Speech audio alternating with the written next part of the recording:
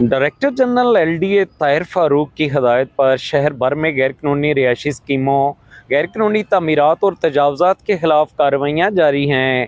L D A کے شعبہ estate, management, private housing سکیمزنے 5 ہاؤسنگ اسکیموں و لینڈ سب ڈویژن کے خلاف کارروائی کی۔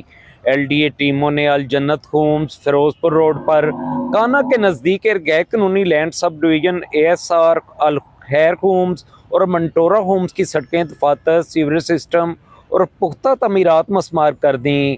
ایل ڈی اے ٹیموں نے غیرقانونی لینڈ سب ڈویژن امجد ہومز، نظم مرغزار اور الجنت ہومز کے خلاف کار سرکار میں مداخلت پر قانونی کارروائی کی درخواست جمع کرا دی ہے۔ آپریشن سے پہلے ان اسکیموں کو متعدد نوٹسز دیے گئے تھے۔ Operation director private housing scheme Asad Ullah Cheema کی نگرانی میں کیا گیا۔ آپریشن میں L D A enforcement squad اور پولیس نے حصہ لیا۔